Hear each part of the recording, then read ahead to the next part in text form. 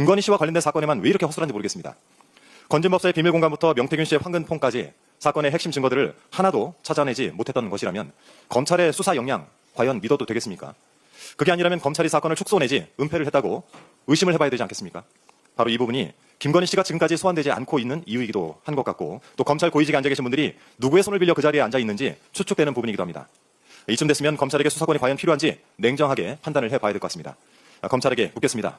윤석열 정권 3년간 과연 여러분 뭘 했습니까? 제가 보기에는 검찰은 그저 윤석열, 김건희가 붙들고 쓰기 좋은 적당히 무딘 칼이었던 것 같습니다. 윤석열, 김건희 부부는 검찰이란 칼을 쥐고 사방, 팔방, 겁박을 서슴지 않았고, 또 이들에게 붙들린 검찰은 마치 한 몸처럼 광란의 칼춤을 추었던 것이 아닌가 싶습니다. 특검 수사가 진전되면서 의혹의 실체는 선명해지고 검찰개혁의 당위성도 높아지고 있습니다. 이래서 특검을 거부했구나 싶습니다.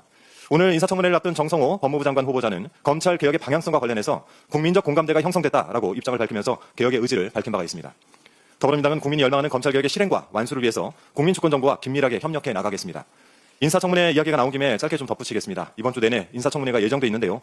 일부 야당 의원들의 행태가 가관이어서 좀 짚고 넘어가겠습니다. 안규백 국방부 장관 후보자의 군 복무 기간을 두고 이 허무맹랑한 제보를 입에 담은 성일종 국방위원장 이야기를 좀 드리겠습니다. 안규백 후보자가 단기 사병으로 복무할 당시 복무 기간은 14개월이었는데 병적 기록부에는 이보다 8개월이 더 긴 22개월로 기록되어 있다라고 하죠. 이 안 후보자의 해명에 따르면 억울한 행정착오였던 것 같습니다. 그런데 이를 두고 성일종 위원장은 후보자가 근무지를 이탈해서 영창을 갔다 왔다라고 하는 기록들이 있다라는 제보가 꽤 있다라면서 검증되지 않은 카더라를 공연히 유포했습니다. 이게 국무총리 인사청문회 당시에 주진우 의원이 창작했던 장롱현금 6억 원과 다를 게 뭐겠습니까? 제가 알기로 성일종 위원장께서도 이 갖은 소문의 주인공이시던데 그런 이야기가 사실관계와는 다름없이 상관없이 또 퍼져나가면 괜찮으시겠습니까? 특히 권오을 국가보훈부 장관 후보자에 대한 국민의힘 의원들의 행태는 정말 눈뜨고 보기가 어려웠습니다.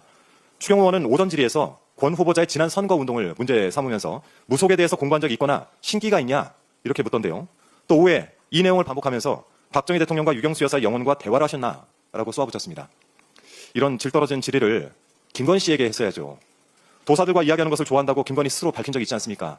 또 명태균 씨와 영적 대화를 나눴다는 강희경 씨의 증언도 있지 않습니까? 그때는 뭐 하시다가 어제 그런 질문을 하신 겁니까?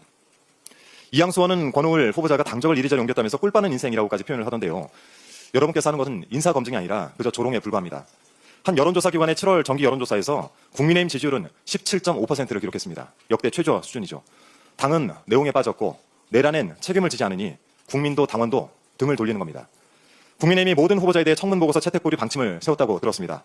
아직 인사청문회 시작도 안 한 후보자까지 발목을 잡아서 이 수치스러운 당 지지율을 극복하려는 전략이 과연 먹히겠습니까?